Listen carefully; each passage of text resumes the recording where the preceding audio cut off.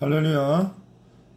2021년 8월 11일 수요일 새벽 기도를 시작하겠습니다. 하나님 감사합니다. 오늘 하루도 새로운 한 날을 주시고 우리에게 믿음 가운데 살아가게 하시고 말씀 붙잡고 살아가게 하시니 감사합니다. 오늘도 주실 말씀을 인하여 그 말씀 가운데 품으신 하나님의 뜻을 잘 분별하여 말씀 붙잡고 살아가는 복된 인생 되게 하여 주옵소서. 예수님의 이름으로 간절히 기도 올리옵나이다. 아멘. 오늘 우리에게 주신 하나님의 말씀은 예레미야 50장 11절에서 20절까지 말씀입니다. 하나님의 말씀입니다. 나의 소유를 노력하는 자여, 너희가 즐거워하며 기뻐하고 타정하는 송아지같이 발굽을 군마같이 우는도다. 그러므로 너희 어머니가 큰 수치를 당하리라. 너희를 낳은 자가 치욕을 당하리라. 보라, 그가 나라들 가운데에 마지막과 광야와 마른 땅과 거친 계곡이 될 것이며 여호와의 진노로 말미암아 주민이 없어 완전히 황무지가 될 것이라. 바벨론을 지나가는 자마다 그 모든 재난에 놀라며 단식하리로다. 바벨론을 둘러 대열을 벌이고 활을 당기는 모든 자여, 화살을 아끼지 말고 쏘라. 그가 여호와께 범죄하였습니다. 그 주위에서 고함을 지르리로다. 그가 항복하였고 그 요새는 무너졌고 그 성벽은 허물어졌으니 이는 여호와께서 그가 행한 대로 그에게 내리시는 보복이라. 그가 행한 대로 그에게 갚으시는도다.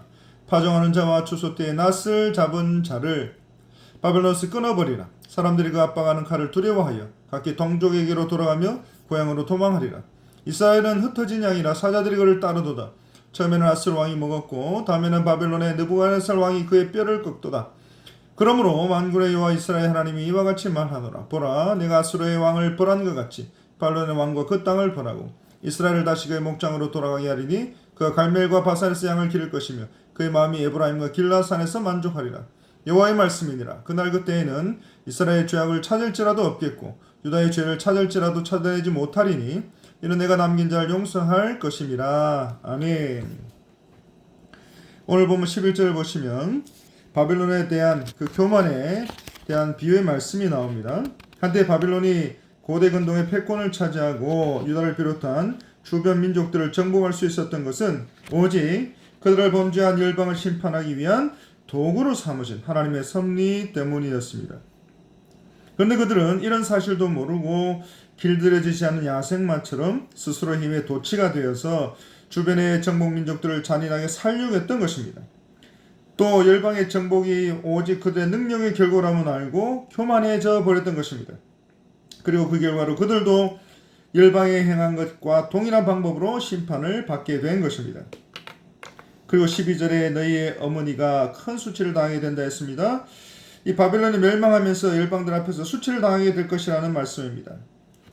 그리고 이 바벨론은 열방 가운데 가장 번창하고 강력한 나라였고 열방의 머리와 어머니와도 같은 그런 존재였습니다. 하지만 하나님께서는 이제 바벨론이 하나님의 심판을 받아 열방의 꼬리가 될 것이고 광야와 같이 철저하게 황폐화될 것을 말씀하고 계시는 것입니다. 그리고 이것은 바로 바벨론이 하나님 앞에서 교만하게 행한 대가인 것입니다. 또 이와 관련해서 자문 기자는 교만은 패망의 선봉이라고 했습니다. 또 바울 사도는 그런즉 선줄로 생각하는 자 넘어질까 조심하라고 했습니다. 그래서 오늘 우리는 늘 스스로를 돌아보고 하나님 앞에서 또 죄 없는 교회 앞에서 성도들 앞에서 겸손할 수 있도록 늘 돌아보아야 할 것입니다. 13절에 계속해서 철저한 파멸을 당할 것을 말씀합니다. 이것은 바벨론이 우연이나 전력의 약화 때문이 아니라 하나님의 심판의 결과로 이렇게 멸망당하게 될 것을 말씀하고 있는 것입니다. 그런 가운데 14절을 보시면 하나님께서 바벨론을 멸망시키기 위해서 메대와 바사 연합군에게 숙련된 화살의 솜씨들을 여과없이 발휘하고 명령하고 계십니다. 물론 이 메대와 바사 연합군은 자신들이 하나님의 직접적인 명령을 받는다고는 생각하지 않았습니다. 하지만 하나님께서는 이들을 도구로 사용하셔서 바벨론을 멸망시키는 방편으로 사용하고 계시는 것입니다.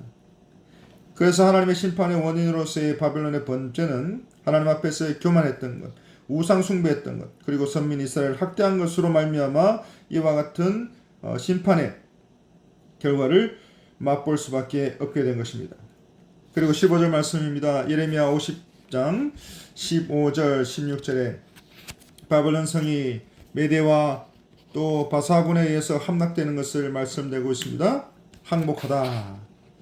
그렇게 강력했던 그 바벨론의 군대가 메대와 바사군이 바벨론 성을 포위하고 공격했을 때 거의 무저항으로 아무 힘도 쓰지 못하고 손도 쓰지 못하고 항복하게 된 것을 말씀하고 있는 것입니다. 그리고 이것은 모든 것이 하나님께서 그가 행한 대로 갚으시는 내리시는 보복이다라고 말씀합니다. 그래서 바벨론은 그들이 이스라엘 백성들을 잔인하게 다뤘던 방식 그대로 보복을 당하고 있는 것입니다. 그래서 16절에 사람들이 그 압박하는 칼을 두려워했고 각이 동족에게로 돌아갔다 했습니다. 고향으로 도망하리라 했습니다. 결국 바벨론이 근본적으로 파멸을 당하게 될 것을 말씀하고 있는 것입니다.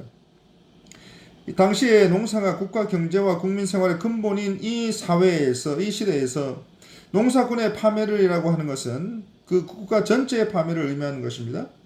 그래서 사람들이 그 압박하는 칼을 두려워하고 각기 동족에게로 돌아간다 했습니다. 고향으로 도망간다 했습니다. 결국 여기 사람들은 바벨론에서 농사를 지었던 농사꾼들로 이들이 고향으로 도망간다는 것은 그들이 본래 바벨론 사람들이 아니라는 것입니다.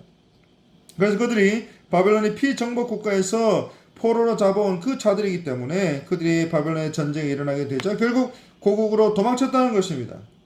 그리고 여기에 이스라엘 백성들이 포함되는 것은 물론이고 결국 바벨론의 농토는 다 황폐화되고 말 것을 말씀하고 계시는 것입니다. 그래서 17절에 보시면 20절까지의 그동안 이스라엘이 당한 고통과 회복에 대한 예언의 말씀을 기록합니다. 그런 가운데에 이스라엘 민족이 이방에 포로된 사실, 목자 없이 흩어진 양에 대해서 비유하고 있습니다. 결국 처음에는 아수르 왕이 먹었다 했습니다. 북이스라엘이 하나님으로부터 버림을 받아서 아수르에 의해서 멸망을 당하고 백성들이 포로로 끌려가게 된 것을 말씀합니다. 또 바벨론 왕 느부갓네살이 그 뼈를 꺾었다 했습니다. 이것은 남유다가 바벨론의 느부갓네살에 의해서 멸망당한 사실을 비유적으로 말씀하고 계시는 것입니다. 그리고 18절 예레미야 활동할 당시에는 아수르가 이 하나님의 심판을 받아서 멸망한 이후의 시대입니다. 그런 가운데 아수르는 바벨론의 나부콜라살에 의해서 니느웨를 함락당하고 또 그 잔존 세력 만든 느부갓네살에 의해서 완전히 멸망당했던 것을 우리는 보게 되는 것입니다. 그와 같이 하나님은 바벨론도 결국엔 심판하실 것을 말씀하고 계시는 것입니다. 그리고 이에는 말씀대로 바벨론은 BC 539년에 하나님의 심판의 도구로 사용된 바사왕 고레스에 의해서 멸망을 당하게 됩니다. 19절 말씀입니다. 이스라엘 회복에 대한 비유의 말씀을 하고 있습니다. 선민 이스라엘 이전에는 범죄함으로 하나님께 버림을 받아 목자 없는 양같이 흩어졌지만 하나님께서 그들을 원수들의 손에서 구원하시고 목자가 되셔서 그들을 목장 곧 본토로 다시 귀환시키겠다라고 약속하고 계시는 말씀인 것입니다. 그런 가운데 본문은 하나님께서 이스라엘에 대한 회복의 약속을 양떼를 안전한 목장으로 다시 인도하는 그 목자의 심정에 비유하고 있습니다. 그런 말씀 가운데 선민에 대한 하나님의 은혜와 사랑을 더욱 실감 있게 전해주고 있는 것입니다. 그리고 갈멜과 바산에서 양을 기를 것이며 그의 마음이 에브라임과 길라산에서 만족하리라 했습니다. 이 모든 지명들은 팔레스타인에서도 좋은 목초지로 유명한 곳입니다. 이처럼 회복된 선민의 이스라엘이 그 목자 되시는 하나님의 은총으로 말미암아 풍족하고 번창하는 삶을 살게 될 것을 말씀하고 있습니다. 20절 여호와의 말씀이니라 내가 남긴 자를 용서할 것이니라. 결국 포로 귀환을 통해서 지역의 수평 이동뿐만 아니라 죄인에서 의인으로 용서받고 새로운 사람을 하나님의 백성으로 다시 한번 하나님께로 나아가게 될 것을 말씀하고 있는 것입니다. 그리고 이 모든 것들은 이스라엘의 포로 귀환과 회복이 전적인 하나님의 은총의 결과인 것을 말씀해 주고 있습니다. 그래서 오늘 우리가 하나님의 백성으로 복된 삶을 살게 된 것도 오직 예수 그리스도의 십자가 구속 사역을 통해서 우리의 죄를 사해 주신 그 은총의 결과인 것을 다시 한번 말씀하고 있습니다. 이제 말씀을 맺겠습니다. 우리는 소망이라는 말을 참으로 쉽게 여기고 또 좀 쉽게 말하는 경향이 있습니다. 그러나 성도에게 있어 소망이라고 하는 것은 그 신실하신 하나님의 약속을 믿는 믿음에서 나오는 간절한 바람인 것입니다. 특별히 신실하신 하나님께서 우리에게 주신 약속의 말씀과는 전혀 상반되는 그런 상황 가운데서도 우리의 믿음을 지키는 꺼지지 않는 촛불이 되는 것이 바로 이 소망인 것입니다. 사랑하는 성도 여러분, 이처럼 예레미야의 배경이 되는 BC 7세기부터 4세기까지는 이스라엘 역사에서 정말 암울했던 시기요. 바벨론에 끌려가 종살이를 하면서부터 페르시아와 로마의 통치를 받는 압제 시대의 배경을 가지고 있습니다. 그런 가운데 이 예레미야 선지자는 이스라엘 백성들이 학살을 당하고 또 살아남은 자들이 포로로 끌려가는 그 비극적인 사건을 직접 보고 직접 경험했던 사람입니다. 또 예루살렘이 불에 타고 사라지는 것을 직접 보았던 사람입니다. 그런 가운데 이 포로 생활이라고 하는 것이 얼마나 하나님의 큰 심판이요 큰 고통의 시간이었던 것을 너무나 절실히 알고 있는 그런 사람이었습니다. 하지만 하나님께서는 이 시기에도 하나님의 살아계심을 보여주셨고 전지전능하심을 보여주셨고 그 약속을 믿고 소망을 품는 자들에게 기적과 능력으로 함께해 주시는 것입니다. 그래서 변함없는 신실한 사랑으로 하나님의 백성을 지키시고 보호하고 계신 것을 예레미야 선지자와 이스라엘 백성들에게 유다 백성들에게 보여주신 것입니다. 이제 오늘 우리도 오직 하나님만 바라보고 신실한 하나님의 약속의 말씀을 붙잡고 이 소망 가운데 승리하며 살아갈 수 있는 복된 인생이 되시기를 간절히 바랍니다. 이 소망 가지고 믿음 가지고 살아가는 승리하는 저와 여러분들이 다 되시기를 간절히 바랍니다. 기도하겠습니다. 하나님 아버지 감사합니다. 하나님께서 우리에게 은혜를 베풀어 주신 그대로 구약의 말씀 또 신약의 말씀 오니 예수 그리스도의 십자가 구속 사역을 통하여서 우리에게 구원을 허락하신 그 은혜의 말씀 다시 한번 붙잡고 그 말씀 통해서 소망을 가지고 하나님께서 승리하게 하시고 또 지켜주시고 보호하시고 인도하시는 그 하나님의 은혜를 인하여 날마다 감사하며 믿음으로 승리하는 삶을 살아갈 수 있도록 주여 도와주옵소서. 이 모든 말씀을 우리를 구원하신 예수 그리스도의 이름으로 간절히 기도 올리옵나이다. 아멘. 예, 기도하겠습니다. 기도하실 때 교회를 위해서 설립 70주년을 위해서 기도해 주시고 우리 담임 목사님을 위해서 기도해 주시기 바랍니다. 교회 총회 사역 가운데 하나님 함께하여 주옵소서.